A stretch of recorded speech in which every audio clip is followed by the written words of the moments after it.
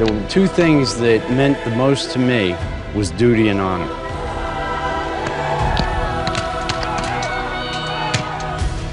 There has to be a leader, and the leader is responsible for what happens, be it good or bad. Once a battle starts, you can't stop it. It was my men that won the battle that day. People that have died here gave their lives, the North and the South, for a cause that they believed in.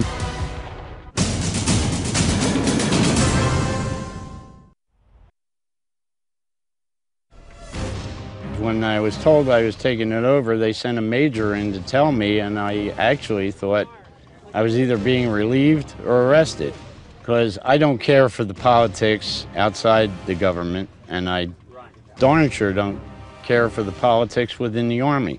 General George Meade was given command of the Army of the Potomac just 2 days before the battle at Gettysburg began. I guess I was either the best of the worst choice or the worst of the best choice. The armies of Northern Virginia and the Army of the Potomac had been battling on Virginia soil for 2 years. There was nothing left. Wild animals themselves, rabbits and things like that, had been basically almost were extinct. Cattle and everything else had been eaten up. We see all this corn, the great crops of corn and wheat, and so let's go north and take advantage of that. Now, while we're up there, we'll probably engage those people. General Robert E. Lee had served alongside General Meade during the Mexican-American War. Both were graduates of West Point. Now each would be pulled into a battle they hadn't planned as adversaries at Gettysburg. My concerns are, when we first came into Pennsylvania, our army was split up in different areas. In that particular position, we're very vulnerable. I arrived in Gettysburg on June 30th.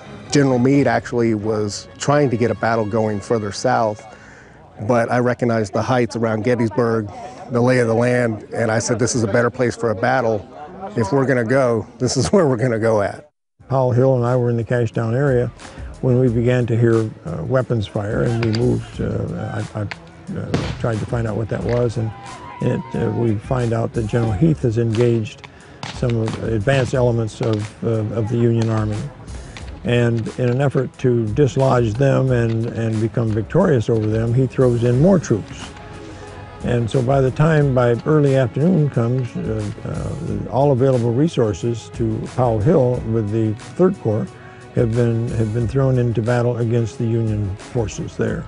I had received orders at that time from Reynolds that, it looks like there's a major engagement going to happen here. Hold the town as long as you can. So that's what we did. But I was terribly outnumbered, and I was slowly getting pushed back through town, basically getting overran. I would climb up there every now and then because I had a good view of the battlefield. While I was up there, General Reynolds pulled up, reined up, said, what's going on, John? And I said, it's hell to pay. We are getting overran. I need help. We can't let up now. We've done just what I didn't want to do. We're spread out. I didn't want to get involved in a general engagement, but yet here we are. And so at this point, all we can do is press it. General Meade was still south of town, so Major General John Reynolds took command of the battle for the Union. Within minutes, the well-respected and newly married general was struck in the head by a Confederate bullet. He died instantly. The end of the first day, I left Tawny Town about 10:30 in the evening. I arrived here at 11:30. Lost a good pair of glasses too coming in. Knocked them right on a tree limb, knocked my glasses off. Luckily, I had a spare pair. We came in, I went out the Cemetery Hill, met with Hancock, we talked. I rode along Cemetery Ridge, see where our positions were. The first day of the battle went to the Confederates. We had a good day today, General. I mean, obviously we saw what we were presented with this morning and took advantage of it. But Union troops had held their high ground, and they were massing. General Lee had no way of knowing what he was up against. He'd sent his expert cavalry officer, General Jeb Stuart, forward to investigate, but Stuart had not returned. What are your numbers? What are the numbers that you've got between all of you? Well, General Johnson is fresh. He's just arrived into the town, so we've got a whole division that is ready. General Early here, if I could speak. Go ahead. Go ahead. I mean, I know I've got he's, 4 brigades. Now, what time in the morning can you be ready? we can be ready at dawn, crack of light. Okay, then that's what I'll tell Pete, that we'll be looking at dawn on the 2nd, Okay. on tomorrow. As I hear the sound of his guns, we will demonstrate. Good, good. We'll have those Yankees. So. Okay, very well, very well. We got the orders around 4 p.m. on July the 2nd, and we had just made it to the summit of the Little Round Top before the Confederates started coming up the hill. Like a wave, they would crash up the hill, hit us, then go back down, and they come back up again a little bit, and this continued for roughly about 2 hours. We was running low on ammunition, pretty much out of ammunition. We couldn't leave the battle, we couldn't leave the left flank. If we stood there and just waited for them to come up, they would just overrun us. So that's when we ordered the bayonet charge. We swept them down the hill, moved them out. Colonel Joshua Chamberlain, a professor of rhetoric at Bowdoin College, would receive the Medal of Honor for his actions on Little Round Top, but others claimed credit for turning the tide in favor of the Union on the 2nd day of battle. We stopped Longstreet, stopped them good. It was my men that won the battle that day. General Dan Sickles was a well-known politician of his time, once judged temporarily insane in the shooting death of Philip Barton Key, the son of Francis Scott Key, after Sickles caught him having an affair with his wife. Some Union soldiers wondered if the insanity defense should have disqualified him as a wartime general. Others thought him even crazier when he took his wife back. At Gettysburg, he disobeyed Meade's orders to stay put away from the front line. Now, I was still stuck with an order from General Meade to stay around Pipe Creek and guard the roads in case of a retreat. Retreat? We don't retreat in front of the Confederates. So I sent my men forward. I sent them to the sound of the guns. Lost a leg that day to cannonball. Good 12-pounder hit me. But I was going to make sure that when I left the field, it did not demoralize my men, because a lot of men are demoralized when they see their commander being taken off. So they put me on a stretcher. I said, get a cigar out of my pocket. And I just put it there, or I capped down, and my men saw that I was still alive, still in command. They took me to the field hospital. Doctor took my leg off right above the knee. Now, of course, I was under chloroform at the time, but the medical department had been wanting samples of battlefield wounds so they could study them back in Washington, so I sent them my leg. And if you go down there to the medical museum today, you can go visit my leg. And in fact, after the war, Sickles paid regular visits to his own leg. Finest leg bone they have there, I can tell you that. General Meade would not put me back in command. He didn't want me. And quite honestly, I didn't want to serve under General Meade any further either. I didn't care for Sickles and I didn't care for Butterfield. Dan Butterfield was Meade's chief of staff, although he undermined Meade by creating false documents, making it appear that Meade ordered a retreat at Gettysburg. Meade says Butterfield worked alongside Sickles, pulling off all sorts of wartime shenanigans. At Chancellorsville, I went down to headquarters and I opened the door and I looked over, and to my left, half the building was headquarters and half the building was bordello. You know, those people, they wanted to party. I got so disgusted, I walked out, I slammed the door, I went back to my tent and wrote my wife a letter about the politicians in the Army.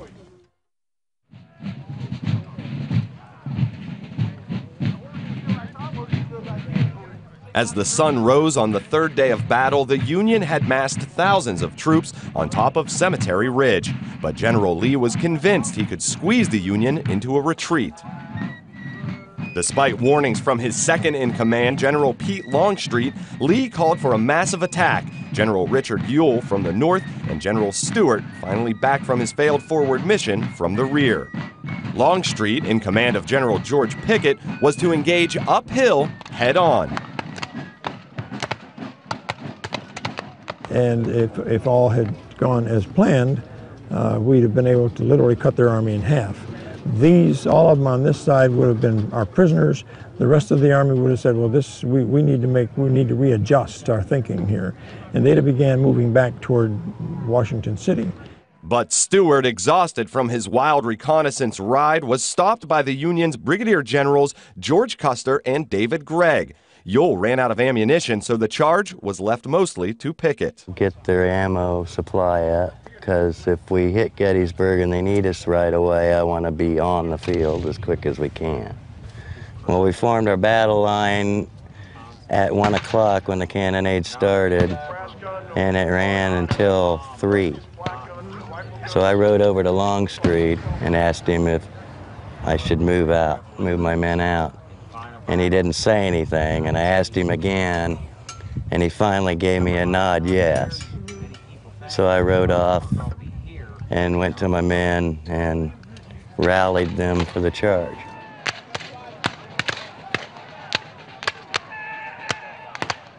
I'm sending them out into cannon fire from all positions of the Union line.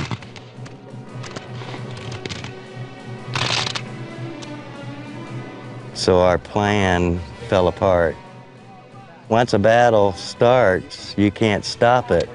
Well, the cannon were still firing at me and the cannon. I got knocked off my horse right as Armistead hit. So I saw the Virginia flags up and moving across the wall. And by the time I got back on my feet and could see what was happening, my flags had already fallen. General Pickett did come up, and I mentioned we had a brief discussion, and I just told him what I felt, and that it was all my fault. You know, there has to be a leader, and the leader is responsible for what happens, be it good or bad.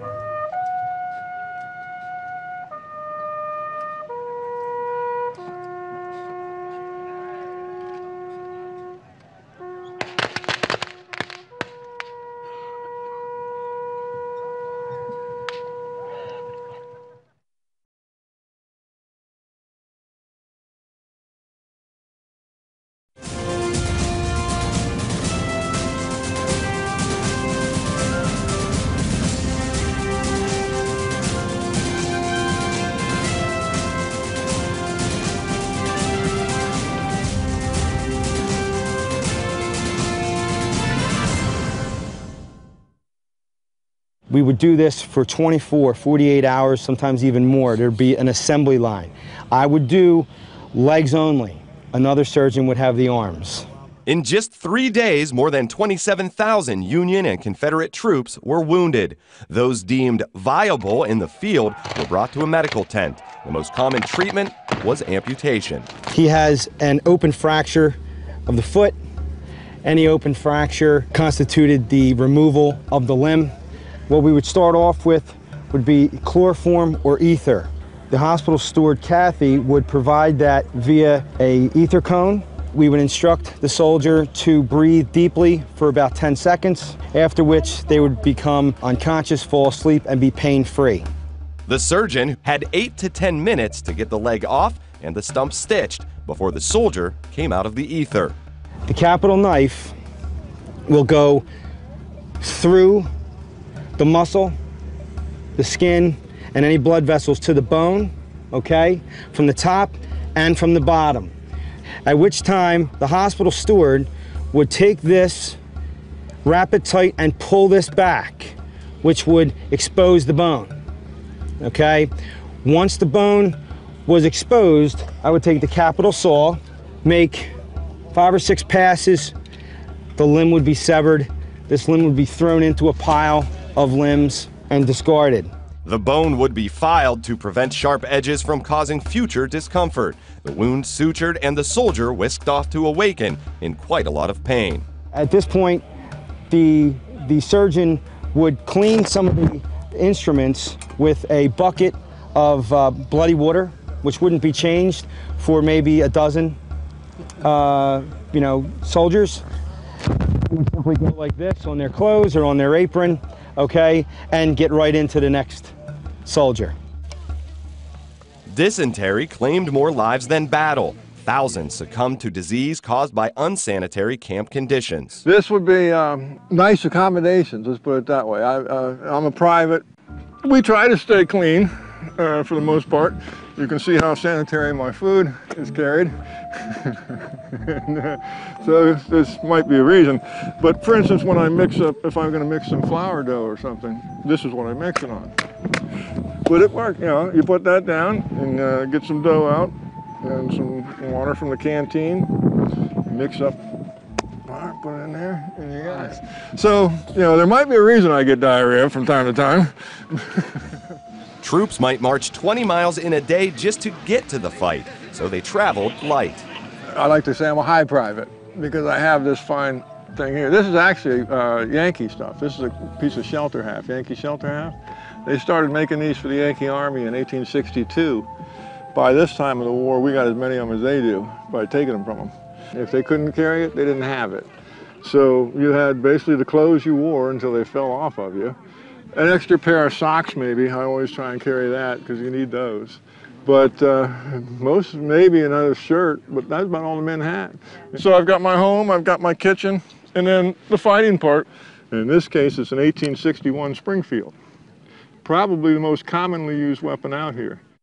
There's not going to be a cooked meal. General Pickett was allowed 6 wagons for his personal property.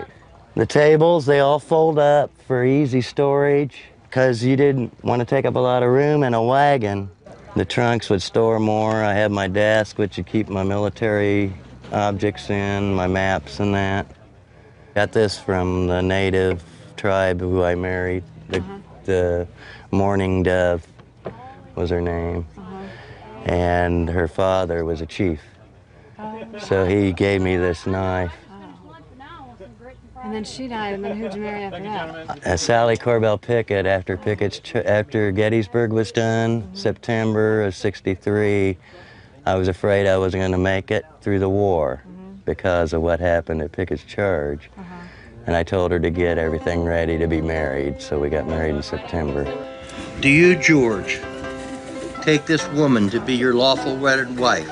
Civil War weddings were simple affairs and, like any wartime union, made more meaningful by the groom's impending trek to the battlefield. It's simple. It honors God, and it asks the right commitments from the people. Well, for instance, it's love, honor, and obey. It's not love, honor, and cherish. A wife, daughter, or sister in battle wasn't uncommon. For some women, war was an adventure, a way to get off the farm. They disguised themselves so that you couldn't tell that they were women. They cut their hair short. They would wear binders around their breasts so that you couldn't tell that they were women, and they fought side by side with the men. And many times the men knew that they were women.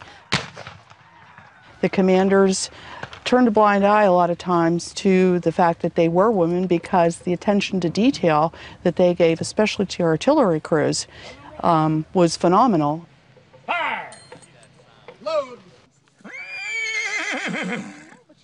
Cavalry can move out quickly, out in front of the main body, which moves pretty slowly.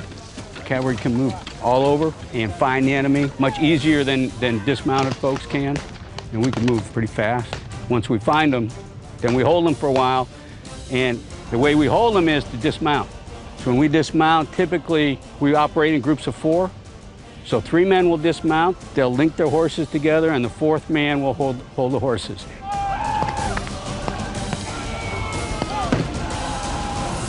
Normally, the cavalry was armed with a carbine, which is a short rifle. They had 6-shooter pistols, Remingtons and Colts, and they had the saber. So they were pretty heavily armed.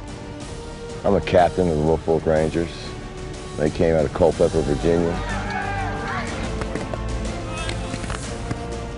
We were the first company in, and of course they had a trap set for us. The Yankees, they lured us up there. Their mounted men were across the ridge. Their dismounted were hidden behind a fence and a pile of rocks. Well, usually when you're in an ambush, the best tactic is to attack, so you can get out. Most ambushes are set up so if you retreat, you get it worse. And that's basically what we did. Once we got hit, we charged in and then pulled out as quick as we could and saved as many men as we could. Of course, yeah, we lost quite a few.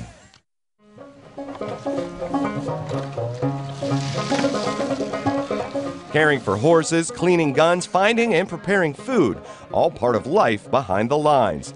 Evenings occasionally brought time for entertainment. Yeah, it was an important part of the war. You know, camp bands and, you know, fiddle players, fife players, banjo players. You know, it's America's instrument.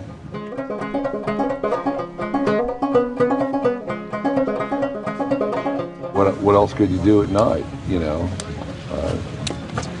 So the guys would get together and, you know, the guy would carry one of these with him. Some might carry a fiddle. You had your martial instruments, you know, fife and drum, they might join in. Somebody beat on a tin cup for percussion, you know. They play popular songs of the day. You have to keep the morale up somehow.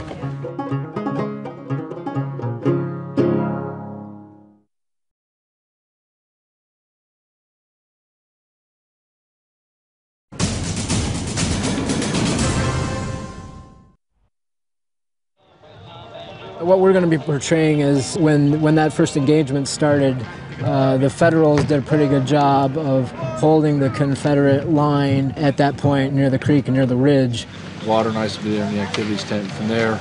At Federal headquarters, commanders meet in the wings of the battle theater, coping with the tales of the day's scenario. You know, you look at a battle the size of Gettysburg, it would be impossible to portray the entire thing. So we do aspects of certain battles and, you know, the things that the history has been written very detailed about. And of course we have records for all of this and you know, after action reports and eyewitness accounts and, you know, the actual participants. So, you know, we can go to a pretty, you know, detailed level if we have the numbers for it. Reenactment producers and directors spend months drafting scripts, taking into account things like weather. Today, it'll top 100 degrees. The number of wool-clad reenactors waiting for their cues, and how each can get their time in the warp.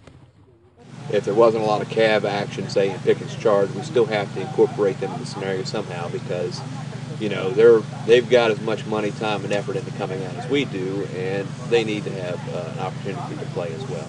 Attention!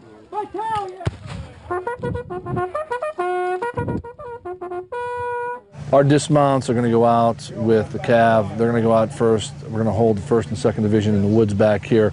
When they start to engage, then General Daniels, General Police are going to bring those guys. Artillery going the whole time, of course. That's what I told those guys to keep it hot.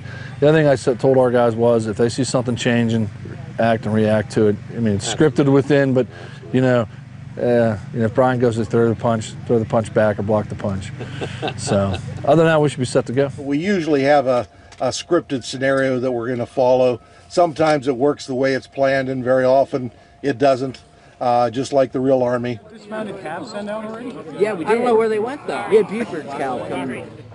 Ordinarily, when things weren't quite so hot, we'd be spending more time drilling, and we're usually a lot busier than we are here, just mostly because of the oppressive heat. Some days, taking a bullet is the key to survival. If you had a nice tree that you could conveniently die under, that would be a different story. But the way it is now, you're laying there in the sun, and if your unit marches off, you're left behind. You can't even move. So what a lot of the people will do, they'll be more of a mobile wounded. You'll see them using their gun as a crutch. They'll be helping themselves off the field, heading always for shade. And behind the scenes, there's little loyalty. I ride both sides. I like to be on the side that's outnumbered. So if we got the Yankees outnumbered, I'll put blue on and go help them. Or if the Yankees got us outnumbered, then I'll stay with my gray. Veterans of modern wars emerge from their realities to dip back into the past. I got tired of jumping from job to job, so I joined the Navy. And after boot camp, everyone started asking me, you know, what do you do in your spare time? No, I do some war reenactments. Like, well, don't you get enough of the military? Not really. It's a different atmosphere out here. After spending 23 years in the Army, I might as well stay in. At least now I'm a general. So I joined the military. I joined the Air Force in '80 and until '86. I'm a retired Army officer, and I was in the Armored Cavalry, so it's in my blood. Well, I was in Special Forces for a couple of years. I was a tanker. as among other things, a tank crewman, and I was also a red-eye gunner. In the end, they all eventually leave the past behind. You can find me at just www.generalrelee.com.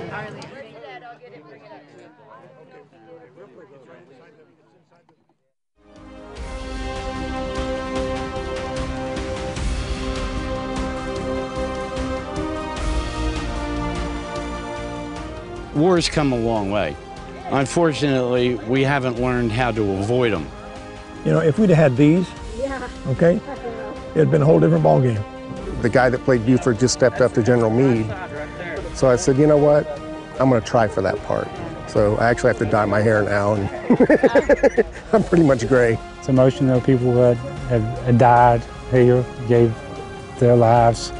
I mean, the North and the South. I mean, for a cause that they believed in, just to, and it's sobering to me. He was just an interesting character. He was a Tammany Hall politician, Democrat from New York. We're kind of like a family. We all do this to teach the history and try to keep people informed on what happened back then and why. So did this guy make it? Well, we're going to say yes, he did. He did make it.